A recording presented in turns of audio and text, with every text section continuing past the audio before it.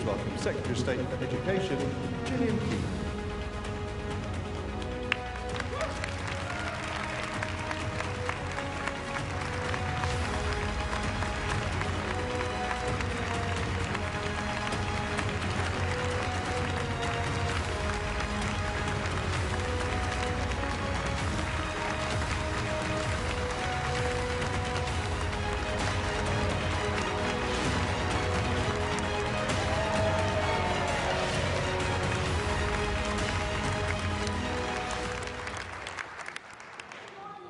Welcome to Silverstone. The first time I came here was as a young automotive apprentice, which seems like a long time ago. Well, in fact, it was a very long time ago. Even further back, 40 years ago, sat in a comprehensive school in Knowsley, I could never have dreamt that I would be here introducing the Conservative Manifesto.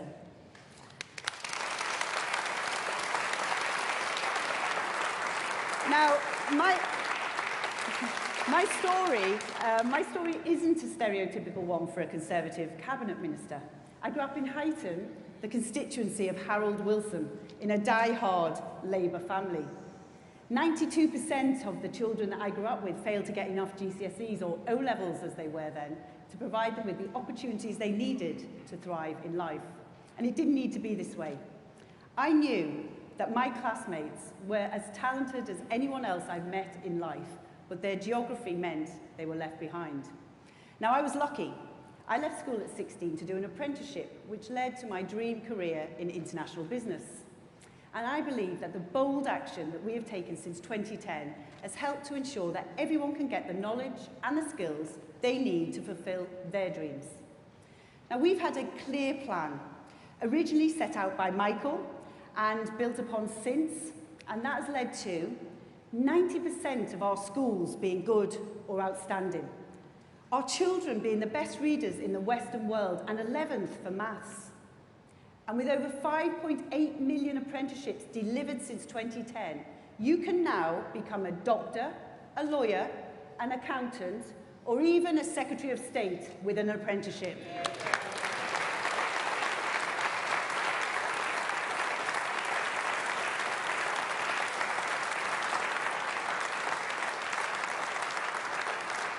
And the Prime Minister's bold action to end poor quality degrees, expand apprenticeships further and bring in the advanced British standard will help deliver our central goal in education, giving young people the best chance in life. Now, every one of my cabinet colleagues could stand here right now and tell a similar story of transformation in their own areas. That's because it's what Conservatives do.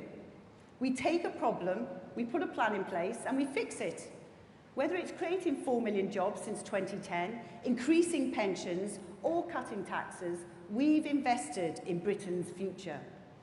But before we hear from Rishi about how we'll build a secure future for you and your family and our United Kingdom, we're lucky to be joined by one of our greatest local leaders, whose determination and drive has rejuvenated Teesside after decades of being overlooked by Labour. Ladies and gentlemen, please give your warmest welcome to Ben Houchen. Please welcome Dean Valley Mayor, Ben Houchen.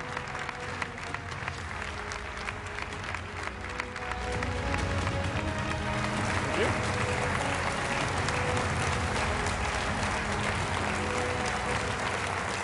Thank you. That's very, very kind of everybody. Thank you very much. But you're not here to clap me. Hopefully you're going to be clapping the main event very, very shortly. But I'm here because I wanted to tell you a little bit about our Prime Minister. I've known Rishi since he was first elected as an MP many, many years ago now. And he still has the same energy, the same verve, the same passion that he had when he was very first elected as a backbench MP. And it's been incredible to see the journey that he's been on, being able to transfer that to our great country to be able to deliver for the people across the United Kingdom.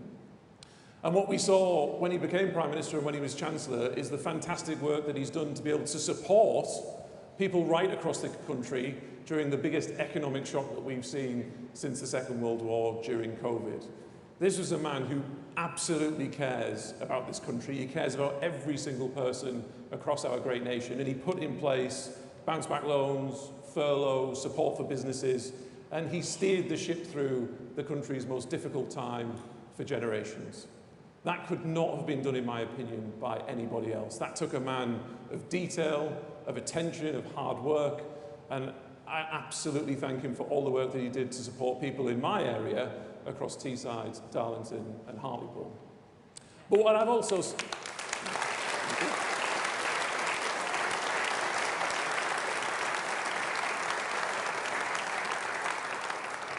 But what I've also seen is a man who drives for more as well. He knows we've been through difficult times, he knows there's a lot more to do, and no better place have I seen that applied than in my area of the Tees Valley. When I was first elected in 2017, Teesside, Darlington, Hartlepool were places that were never mentioned in the media, they were never mentioned in Parliament, and that was because we had wall-to-wall Labour councils, we had wall-to-wall Labour MPs, and they turned up every now and again when they wanted their picture taken because they had no real care for the local area because they took it for granted. It had been Labour since the war, left, right and centre, and they got complacent. And thankfully we were able to build a message, we were able to build a positive vision for our region, and a key part of that whole vision for being able to deliver it was the Prime Minister. The plans that we've delivered over the last 7 years have helped to start to transform my region. Whether that be from reaping the benefits of Brexit by setting up free ports in the UK, something that couldn't have been done while we were inside the EU.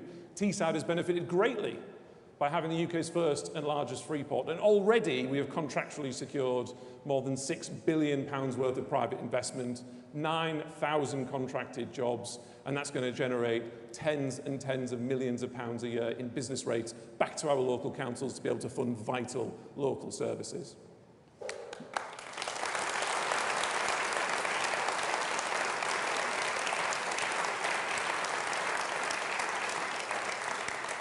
Something that would not have been delivered under a Labour Party, in particular under Keir Starmer, who fought for a second referendum at every single opportunity, trying to ignore the will of the people. That is what a Conservative government delivers. That is what a Rishi Sunak Conservative government delivers. And what we also found in Teesside is, just before I was elected, that the steelworks closed in 2015, putting more than 3,200 people out of work. Something that shook our local community, something that caused devastation to families right across our region. And now, as we fast forward with the plans that I've put in place, working with a strong Conservative government led by Rishi Sunak, we've been able to secure those jobs, all of that investment, and more importantly, we've been able to bring back steel making to Teesside, something that we have been built on and founded on for the last 200 years, but doing it in an environmentally friendly way with electric arc furnace technology, creating jobs, keeping steel making in this country as a vital industry, all done because of the support that we've been given by the central government, delivering on our plan locally.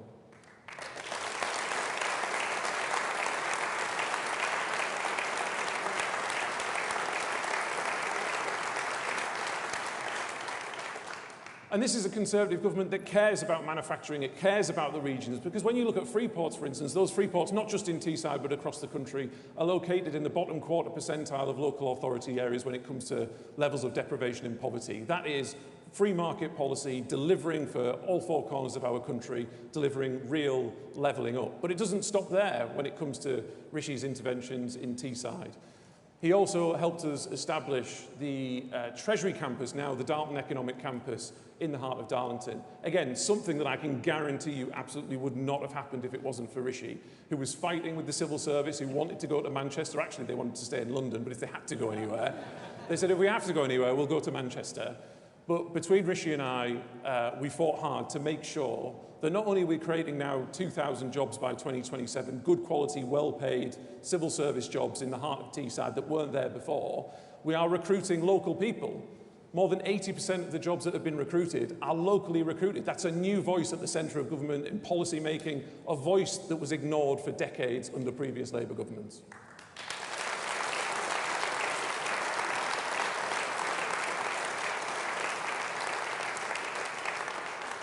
And again, what was the alternative? Indeed, the Leader of the Opposition stood up in Parliament and actually said that bringing the Treasury and creating all of these jobs in Darlington, giving the regions a voice, wasn't levelling up, it was levelling down. It was giving up, that's what he said.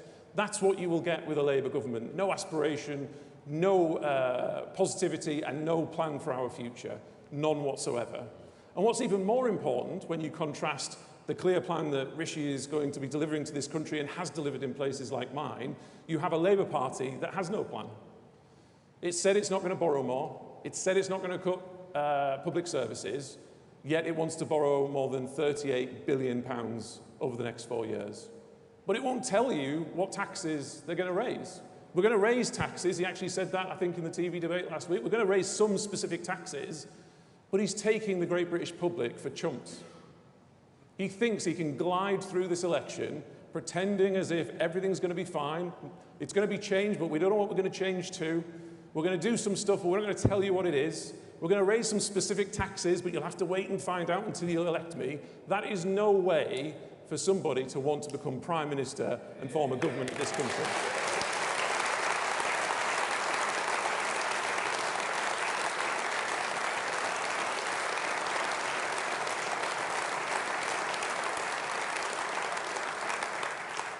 And so you'll be hearing very shortly from the Prime Minister, but you have the fact that this Prime Minister delivers. He delivered for people during the COVID crisis. He's delivered for people during the cost of living crisis over the last few years in relation to helping people manage people's energy bills. And he's delivered for places like Teesside. And so this manifesto is an extension of that. This is a further manifestation of how the Conservative government, led by Rishi Sunak, will transform and continue to improve the lives of people across our great nation for the next Parliament. This is a man who, when he puts a plan together, he goes into the detail, he delivers it, and he makes sure he delivers it. He doesn't stop halfway. This is a man, as I said, he works hard, he cares. I've never seen anybody as attentive and wanting to get things done as this Prime Minister. And this is the man that can deliver, because the alternative just doesn't bear thinking about. So please, back our Prime Minister. Make sure we return a Conservative government, because the alternative will be absolutely Armageddon. Raise taxes, jobs lost, and an absolutely catastrophic future for our country. So before I introduce the Prime Minister, there is going to be a short video. Thank you.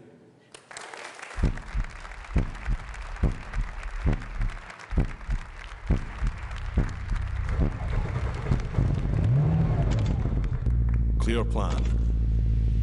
Bold action. Secure future.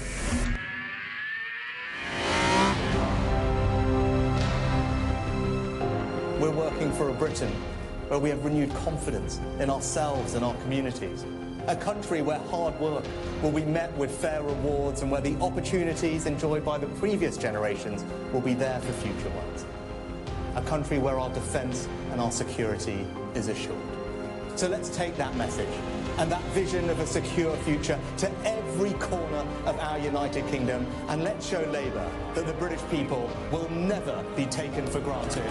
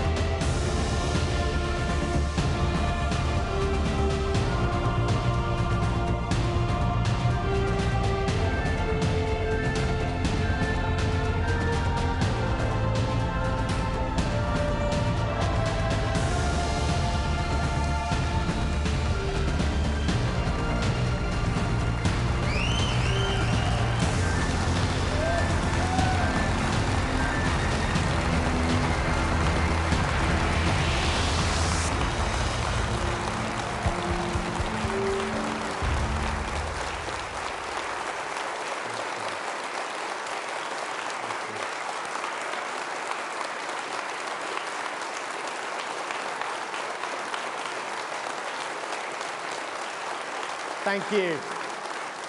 Thank you. Well, good morning, everyone. It's great to be with you all, and great to be here at Silverstone. Nowhere better, in fact, to mark the fact that our economy has truly turned a corner. Now, we're a month away from the Grand Prix here, and we can be confident about even more British success. 7 of the world's 10 leading Formula One teams are all based here.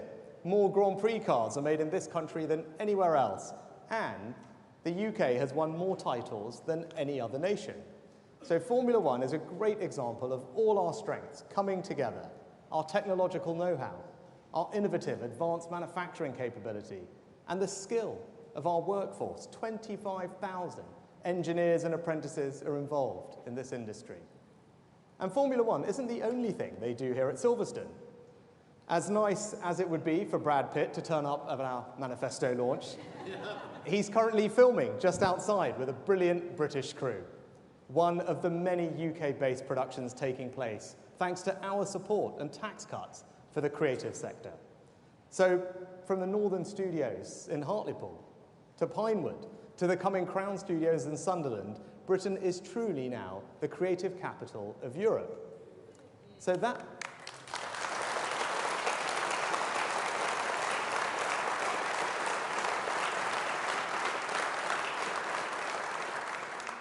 just thinking about that, the fact that we can lead the world in such competitive fields should make us all enormously proud of our country, but crucially optimistic about our future, because we Brits can outcompete the best in the world.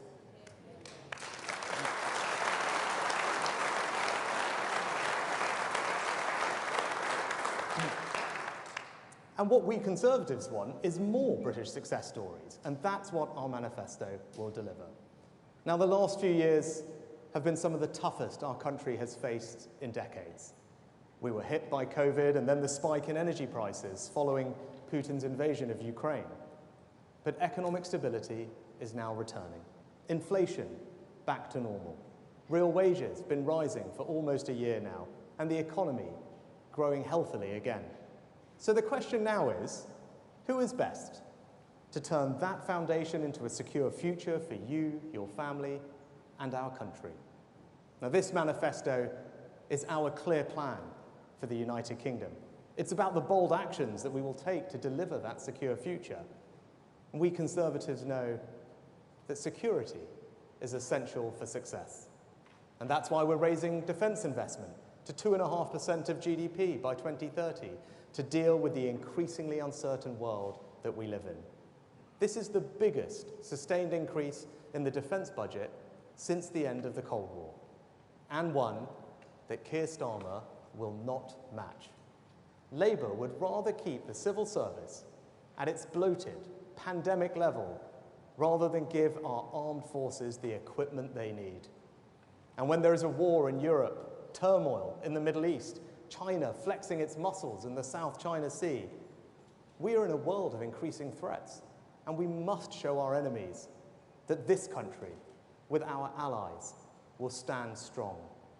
Now, this axis of authoritarian states, Russia, China, Iran, North Korea, must know that their attempts to destabilize our world will simply not succeed. Now is the time for bold action, not an uncertain Keir Starmer as our Prime Minister.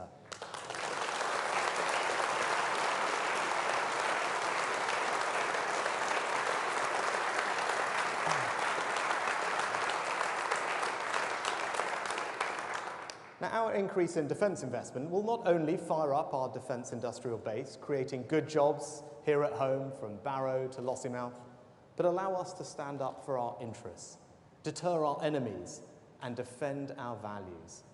It's only we Conservatives, with our iron resolve, who can be trusted to keep Britain safe. Now, we need border security too.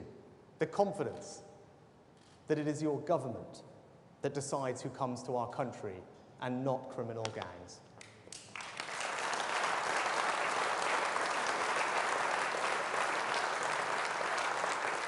And that is why if you vote Conservative on July the 4th, the flights removing illegal migrants will depart in July, establishing the deterrent that will stop the boats. Because when people know that if they try to come here illegally, they won't get to stay, then they will stop coming. And if we are forced to choose between our security and the jurisdiction of a foreign court, including the ECHR, we will always choose our nation's security.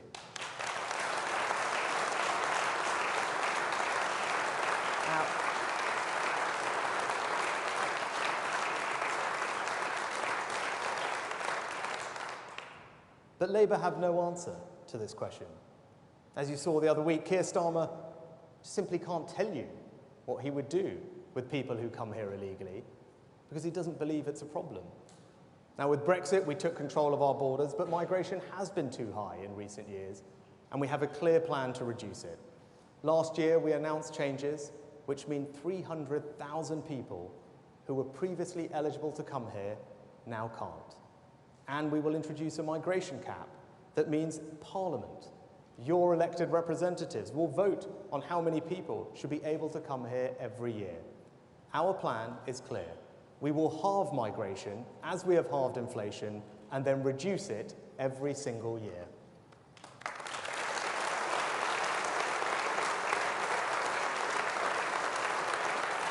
Now, we don't just need military and border security. As Putin's invasion of Ukraine has shown, we need energy security too. It is only by having reliable, homegrown sources of energy that we can deny dictators the ability to send our bills soaring. So in our approach to energy policy, we will put security and your family finances ahead of unaffordable eco-zealotry. Unlike Labour, we don't believe that we will achieve energy security via a state-controlled energy company that doesn't in fact produce any energy. That will only increase costs. And as Penny put it well on Friday, there's only one thing that the GB in Starmer and Miliband's GB Energy stands for, and that's giant bills.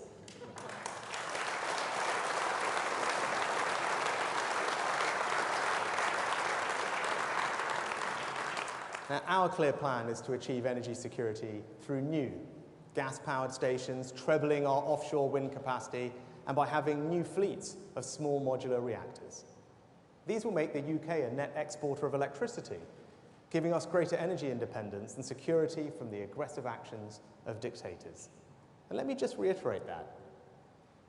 With our plan, we will produce enough electricity to both meet our domestic needs and export to our neighbours. Look at that, a clear, conservative plan, not only generating security, but also prosperity for our country.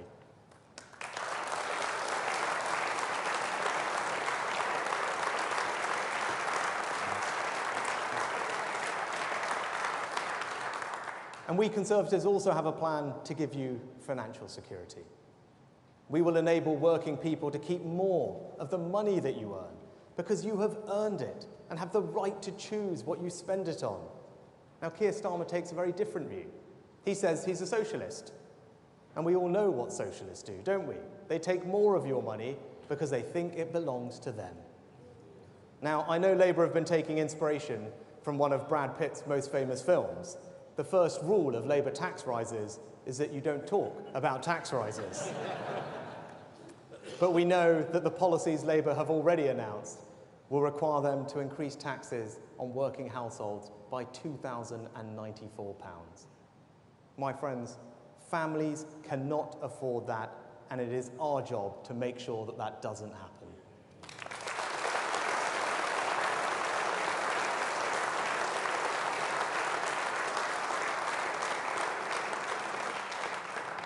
Now, I had to take difficult decisions because of COVID, but now we are cutting taxes for workers, for parents and pensioners. And we are the party of Margaret Thatcher and Nigel Lawson, a party unlike Labour that believes in sound money. So today's plans, and you would expect nothing less from Jeremy and me, are fully funded.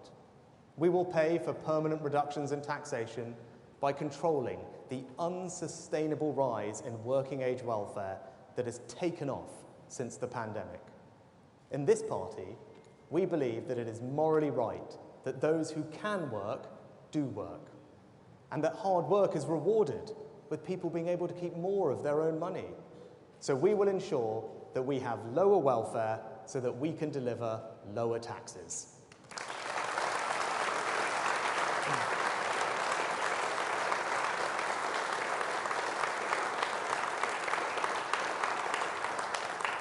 And as Conservatives, we believe that hard work shouldn't be taxed twice.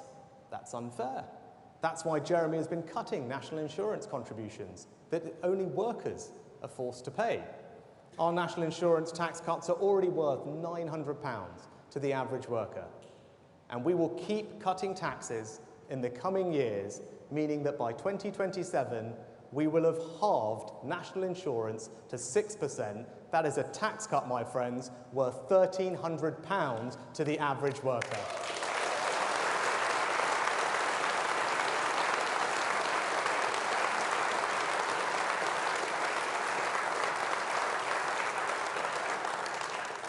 Making more progress towards our long-term ambition to abolish the double taxation on work when it is economically responsible to do so. Now, I also want to say something about the self-employed, because they're the risk takers, the people who graft hard to make a living, who get our economy growing. They embody the most conservative of values, the desire to build something, to create wealth and opportunity. But setting up on your own means you don't have the same security that those on payroll do. So it must be worth taking that risk. We need to make it worth taking that risk. And that means that their taxes must be cut. So, in the next Parliament, we will scrap entirely the main rate of self-employed national insurance.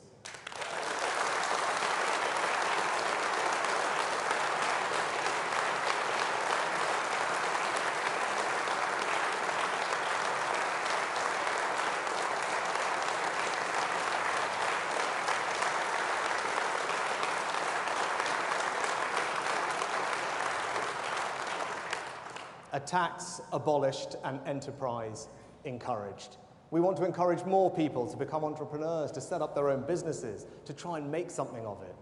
So we will abolish that tax for millions of our hardest workers and create a new culture of enterprise in our country. We Conservatives want a Britain where setting up a business is as natural as taking a job. So we will do more for the self-employed so that they can do more for Britain.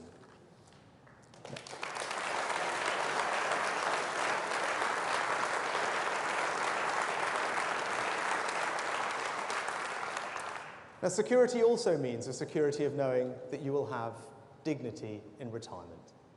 So we will also cut tax for pensioners with the new Triple Lock Plus, ensuring that the state pension is never dragged into income tax. Labour, by contrast, would introduce a retirement tax, meaning that for those who rely entirely on the new state pension, they would be caught by income tax for the first time in our country's history. And we know Labour's record. From the 75p state pension increase to Gordon Brown's £118 billion tax raid on private pensions, it is clear your pension simply isn't safe with the Labour Party.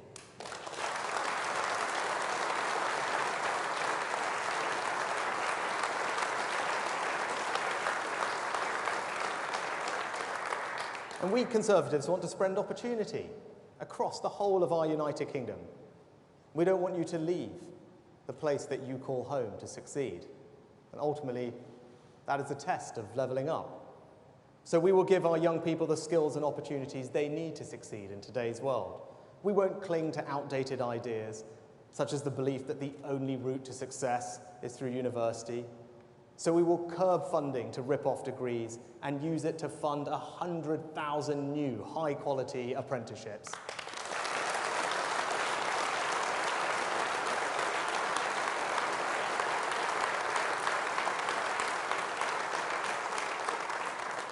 We will build on the success of our education reforms by introducing the Advanced British Standard, which will enable our young people to receive a broader education and break down the split between technical and academic education that has so held our country back. We'll invest in a new form of national service to give our young people the chance to enjoy new experiences, learn new skills, and feel a sense of community, belonging, and national purpose. National service will help us build a more unified, more cohesive society so that we can be secure in the knowledge that we are all on the same side. And we Conservatives also want to create a society in which everyone has a chance to own. In the last 5 years, we've delivered 1 million new homes. In the next Parliament, we will go even further, delivering 1.6 million new homes by speeding up planning on brownfield land in our inner cities and by scrapping defective EU laws.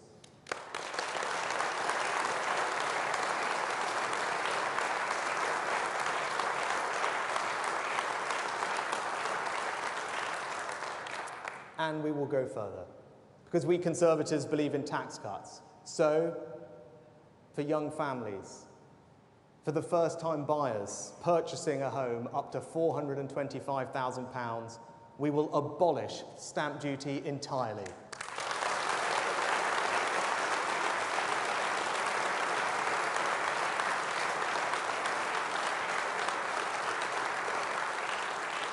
And that's not all we'll do. We'll also introduce a new form of Help to Buy, a new Help to Buy scheme to get a new generation onto the property ladder, all part of our plan to build an ownership society where more and more people have the security and pride that comes from owning your own home. From Macmillan to Thatcher to today, it is we Conservatives who are the party of the property-owning democracy in this country.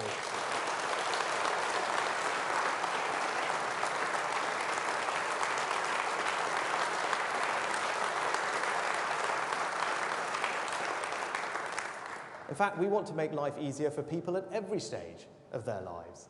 So we'll also give working parents 30 hours of free childcare a week from when their child is 9 months to when they start school. We'll make child benefit fairer and simpler by moving to a household system that no longer penalises single-earner households and ensuring that any family that earns less than £120,000 a year will receive it.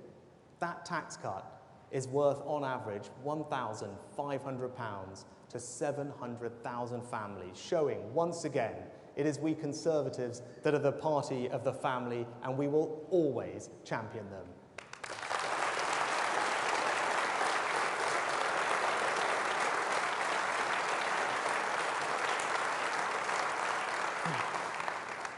And we want all families to have the peace of mind of knowing that the NHS will be there for you if you fall sick. So we will increase NHS funding in real terms every year and train and recruit more doctors and nurses every year.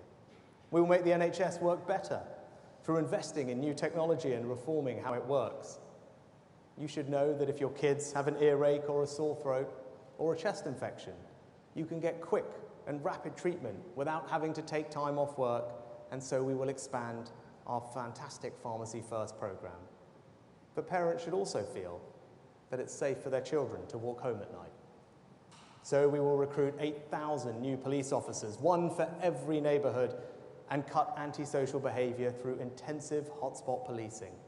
And we will protect women and girls by guaranteeing single-sex spaces through an amendment to the Equality Act to make it clear that sex means biological sex.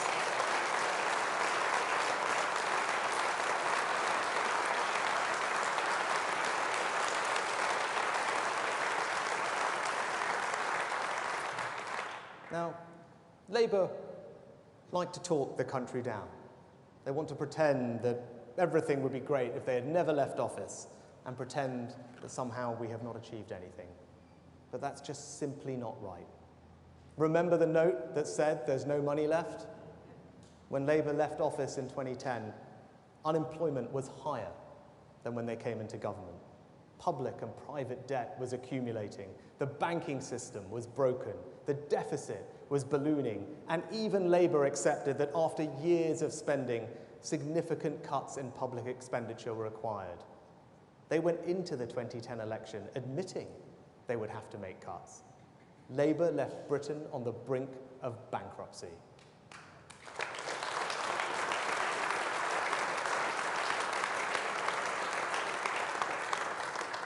Worse, the money that Labour had put into public service had not been accompanied by sufficient reform. Labour's welfare system was more about disguising how many people were out of work than actually getting people back into employment. And for all the money that Labour had put into education, our schools were falling down international league tables. And almost half of Labour's increase in the NHS budget had been swallowed up by higher pay and more bureaucracy.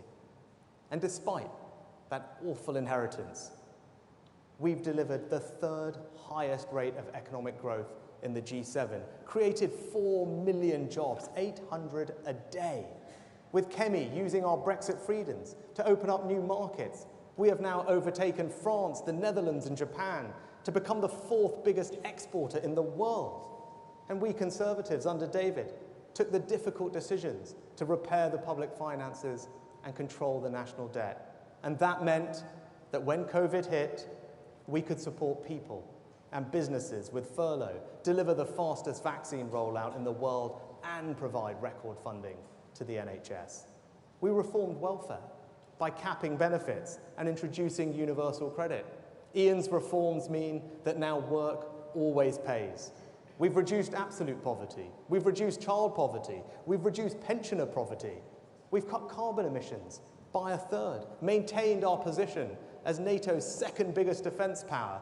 And Boris and Ben and Grant put the country at the forefront of defending Ukraine against Russian aggression, because Britain will always stand up to tyrants.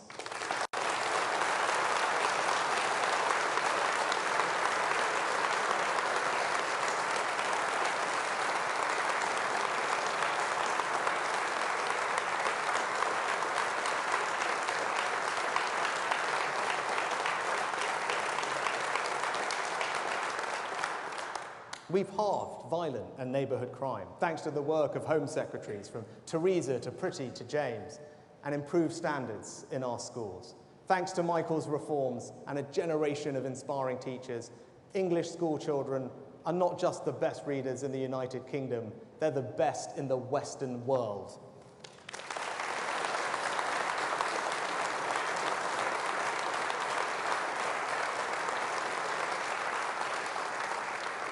We strengthened our United Kingdom with the forces of separatism in retreat. We legislated for equal marriage, and now it is not even surprising for so many people from diverse backgrounds to sit around our cabinet table. I know you'll agree with me. We may not have got everything perfectly right, but that is a record I am mighty proud of.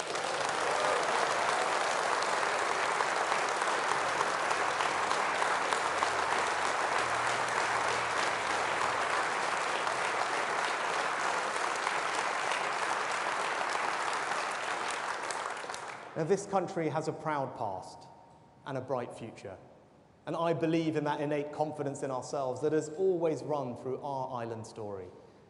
And just as we're proud of all that we created, invented and discovered in our past, so we can be confident and optimistic about what we will achieve in our future. But I'm not blind to the fact that people are frustrated with our party and frustrated with me. Things have not always been easy, and we have not got everything right. But we are the only party in this election with the big ideas to make our country a better place to live.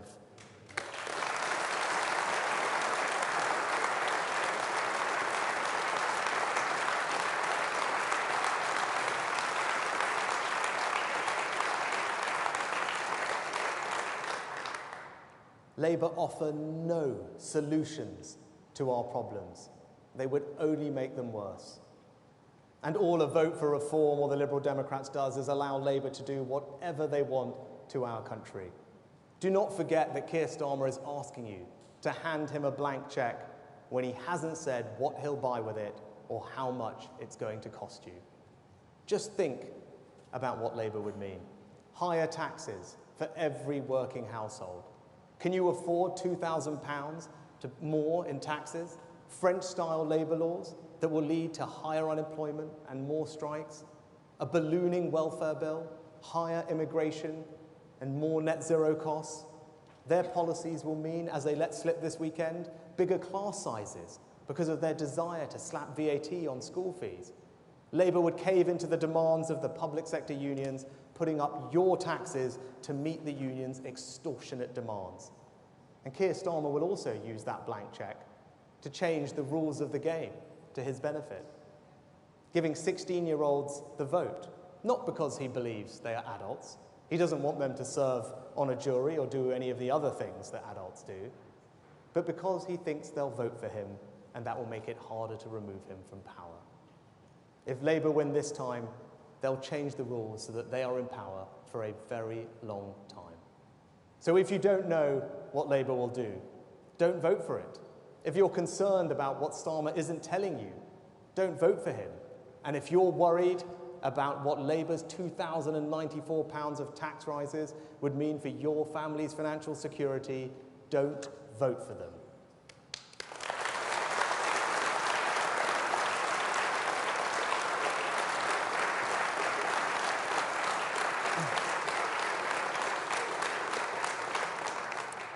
In conclusion, let me say this.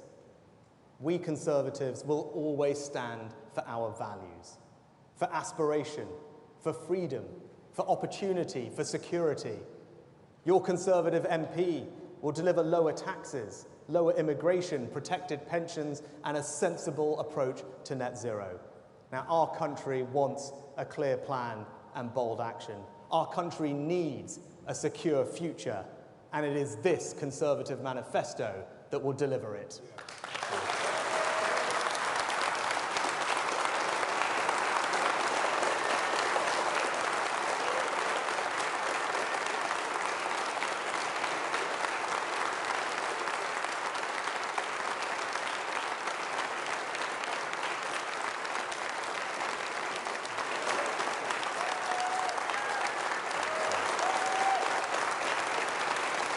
Thank you.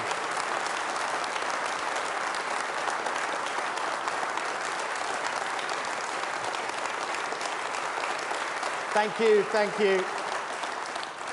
Right, we've got lots of questions from the media to come, so the fun hasn't stopped. Here we go. Let's start with GB News.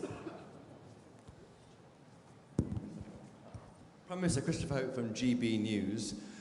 You stand in front of a slogan saying clear plan, bold action, secure future. Well, why not be bold and commit to pulling out of the ECHR if it keeps stopping the small boats?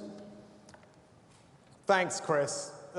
I've been clear throughout that I believe that our plan is compliant with all our international obligations. But I've also been clear, and the manifesto is crystal clear, that if we are forced to choose between the jurisdiction of a foreign court, including the ECHR, and our country's national security, then I'm going to choose our country's national security every single time.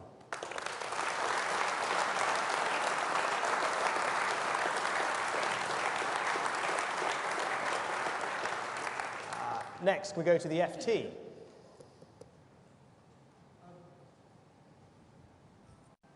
Prime Minister, George Parker from the Financial Times. You represent a northern seat, Richmond. You've seen the opinion polls. You've seen Keir Starmer campaigning in the north of England. Do you reflect on the last 5 years and consider you may have let down the areas you promised to level up, and whether indeed there's a reckoning coming? George, I don't know if you were here before, but I don't know if you heard the speech from the Conservative Mayor of Teesside, who was right here.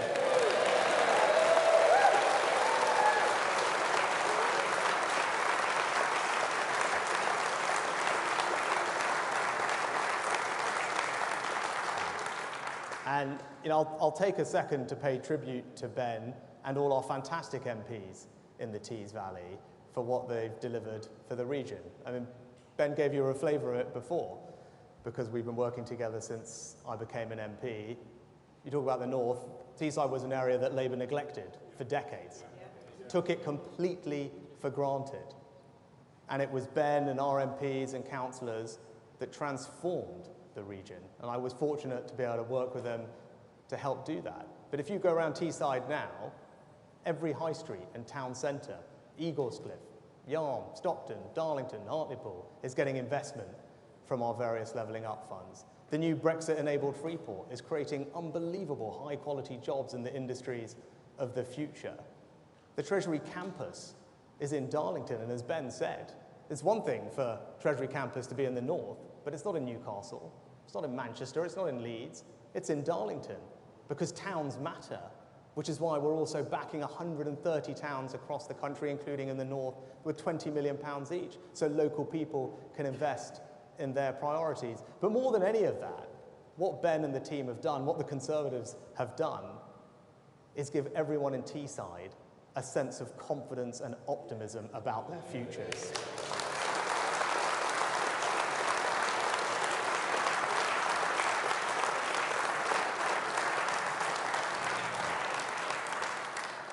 next, we go to the BBC. Thank you, Prime Minister. Chris Mason, BBC News. For much of the last 18 months, you've tried everything to try and revive Conservative fortunes, and not much appears to have worked. Could we rename this document today your Last Chance Saloon? What do you think is in this that can shift things that perhaps haven't shifted up until now? Thank you. Well, Chris, I've been very clear when I got this job. We'd been through a very difficult time as a country. But thanks to the hard work and resilience of the British people and the actions of the government, we have truly turned a corner. Inflation back to normal, the economy growing, wages rising, energy bills falling. And that's why this election is right to talk about the future. The future that we want to deliver for our country is one where, above all, families will have financial security because their taxes are being cut. Look at what this manifesto contains. A tax cut for everyone in work as we halve the rate of national insurance. A tax cut for the self-employed, abolishing the rate of self-employed national insurance in the next Parliament. A tax cut for pensioners, protecting the state pension from paying Labour's retirement tax in the next Parliament because we believe in a country where you have dignity in retirement. A tax cut for parents, because we want to support working families, making sure that they get support with their children's costs, and a tax cut for all young aspiring homeowners as we abolish first-time buyer stamp duty up to £425,000. That is bold action from this Conservative government, this Conservative party to deliver a more secure future. But it doesn't just stop with our tax-cutting agenda.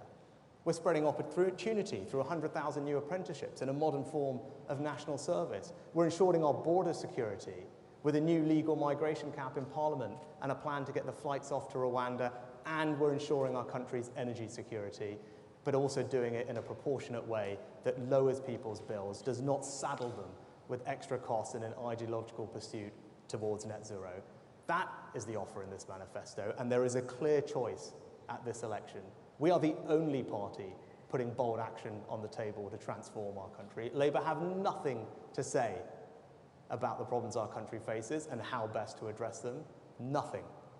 Keir Starmer is asking for a blank cheque, and he will not tell people which taxes he is going to put up that are ultimately going to cost them £2,000. So if you want a secure future, if you want lower taxes, if you want your pensions protected, if you want a more sensible approach to net zero, and you want your border secure, vote Conservative at this election.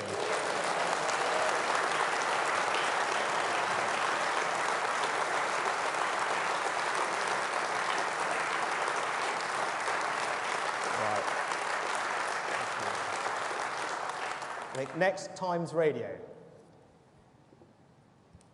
Kay McCann, Times Radio. Prime Minister, Times Radio listeners often tell us that they're fed up that nothing works. They care a lot about the services they use every day. But there is nothing in this manifesto about the billions of pounds of cuts to local councils, to justice, to prisons that are coming down the track in the years ahead. What is your plan to prevent those billions of pounds of cuts? Thank you.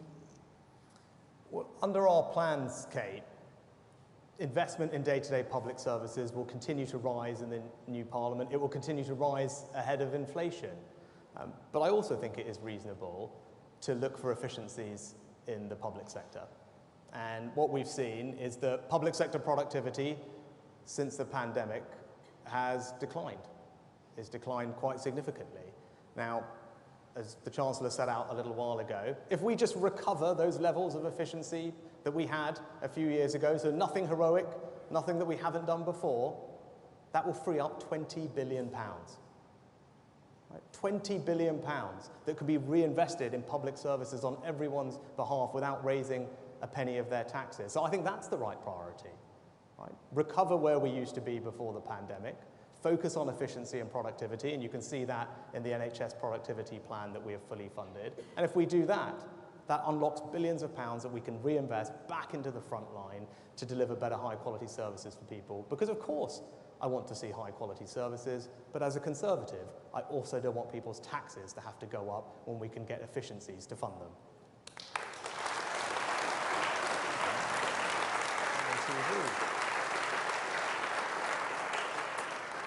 ITV.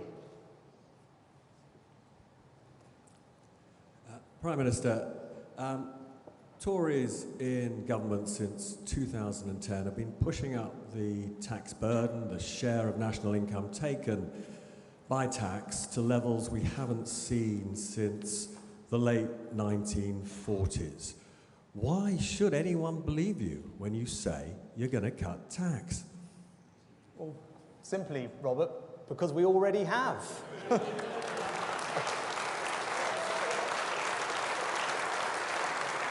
Look, but I'm upfront with people. I did have to take difficult decisions after COVID. That was the right thing to do. Because when I was Chancellor, I thought the right thing to do was to support our country through COVID. Whether it was supporting the NHS, whether it was a furlough scheme. And when the energy crisis in Europe hit, the right thing to do was to help everyone with their energy bills.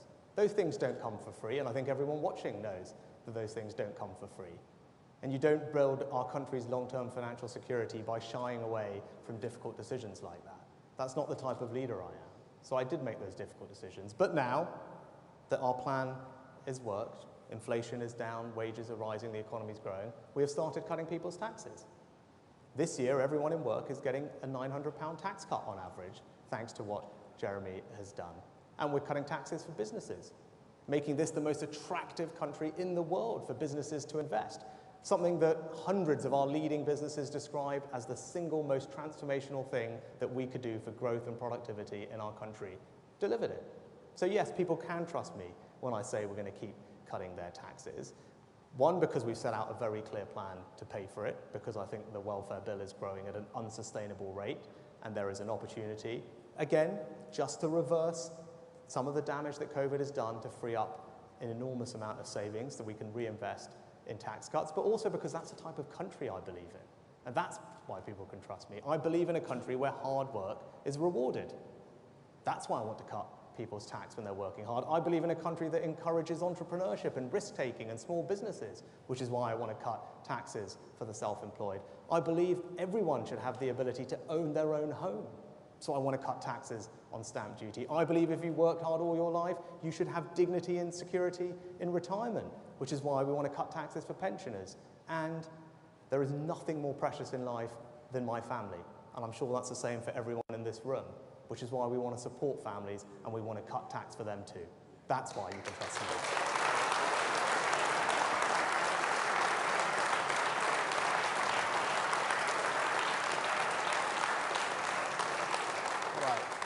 Can I go to the Daily Mail? Thanks, PM. Jason Gross from the Daily Mail. You're targeting the self-employed here. Do you think White Van Man can swing this election for you? And on the wider picture, there's a lot to say in here about tax, but unless I've missed it, nothing about the overall burden. Can you today guarantee us that if you get in, overall taxes will be lower by the time you've finished? Yeah. Jason, because of the measures that are announced in the manifesto, and you can see the document afterwards, the tax burden will be about 1 percentage point lower in every single year compared to the forecast that you saw at the spring budget a couple of months ago that Jeremy outlined.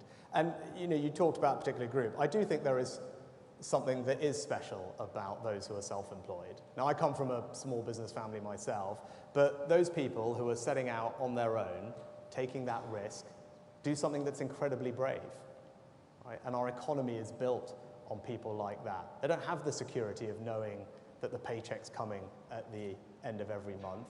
They're out there working incredibly hard to provide a better life for them and their families, hoping that they can start like that and grow something bigger. And I think that is enormously brave. And they deserve all our admiration, but they also deserve our support. And that's why we want to take the bold action to abolish the main rate of self-employment national insurance in the next Parliament, demonstrating not just that we want people to have financial security, but demonstrating our values and the type of economy and society that we want to build.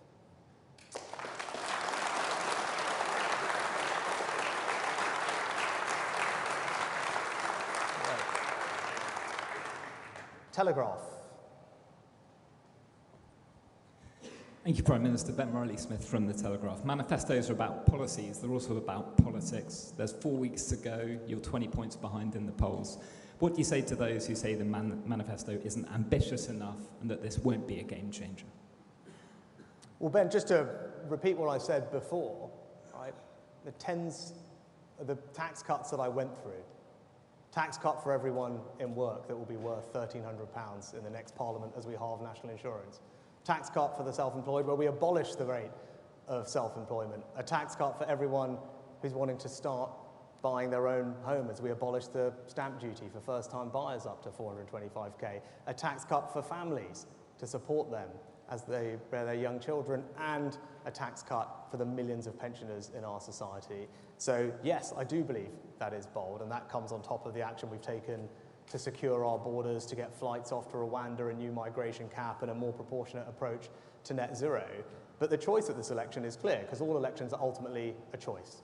Either Keir Starmer or I are going to be Prime Minister on July the 5th.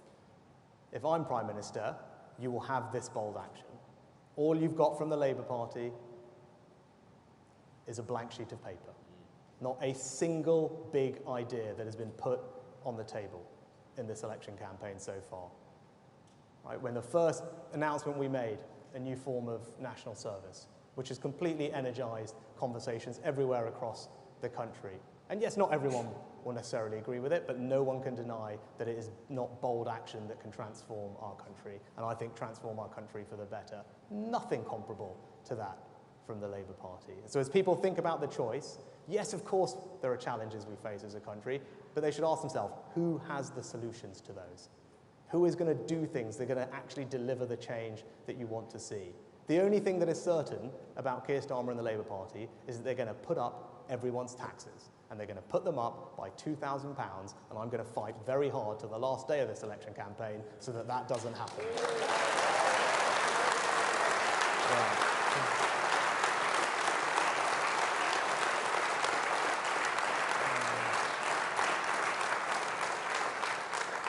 Okay, Sky News.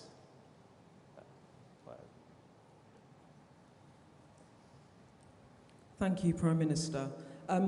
Central sell to voters from you is, I will cut your taxes. But a recent poll shows that only 1 in 6 voters believe you won't raise their taxes or raise major taxes, compared with 1 in 4 for Labour. Labour's more trusted on tax than you at the moment. That's your record as Chancellor and now Prime Minister. I'm sure it's a disappointment to you. Haven't you blown it now, whatever you say? Thank you. Well, Beth, I'm actually very proud of my record as Chancellor.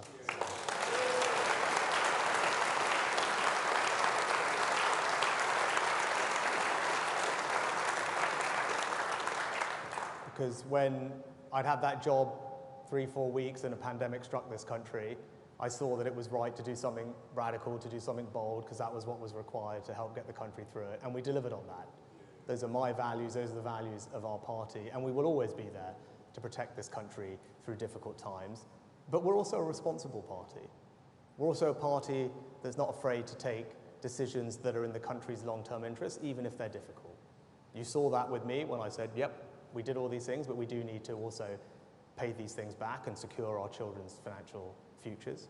And you saw that with me a couple of summers ago, where I made the same argument again, that it wasn't right then to start cutting taxes until we had tamed inflation, and now that we have, I've delivered on that. So I'm not afraid to do things that are difficult. The only poll that matters is the poll on July 4th, and I'm very confident as we approach that date, the choice will become increasingly clear for people. There is only one party that will continue to cut your taxes after July 4th, and it's the Conservative Party, and there's one party that's going to put them up, and it's the Labour Party, and that choice will be crystal clear.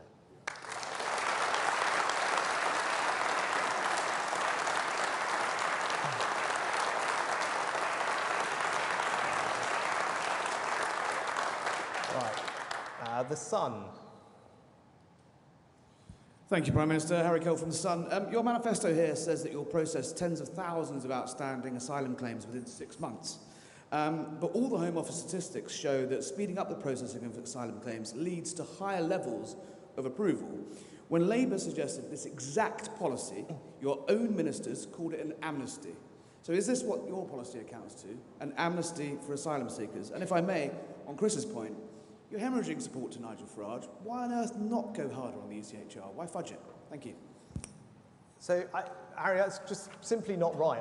Last year, thanks to the improvements we've made, we processed more claims than at any point in the last 2 decades, right? And that has actually helped us release over 100, maybe 150 hotels now back to local communities for normal use. And actually the grant rate, you talk about the grant rate was down last year.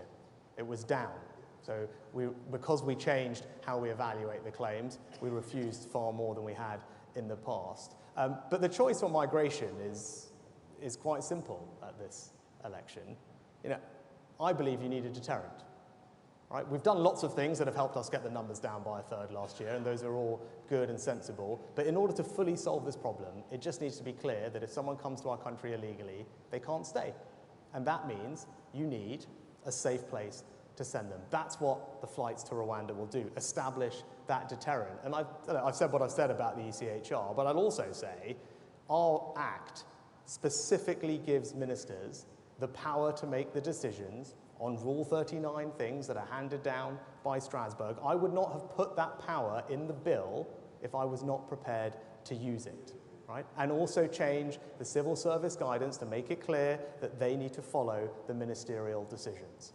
But I'd also point out that as we've seen in the last month or so, multiple other European countries all agree that having a deterrent like that, safe third countries to return people, is a crucial part of solving this problem.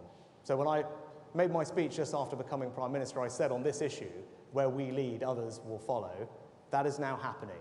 The only person who has not got that memo, normally he's very in favour of EU alignment, is Keir Starmer. Right?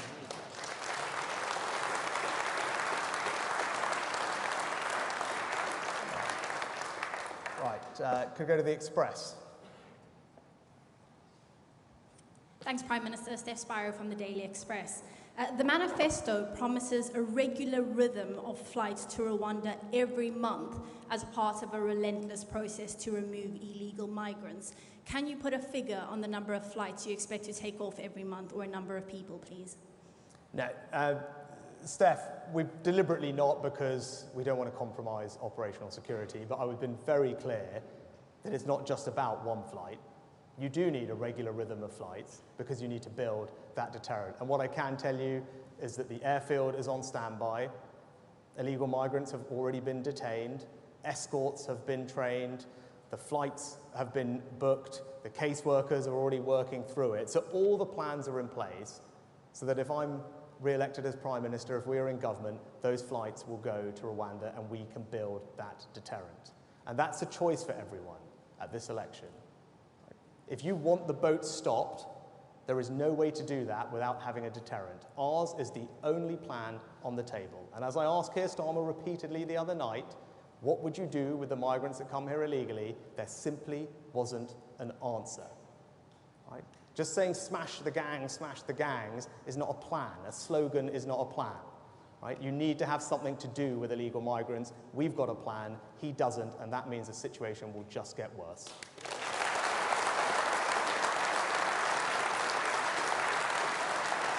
Right.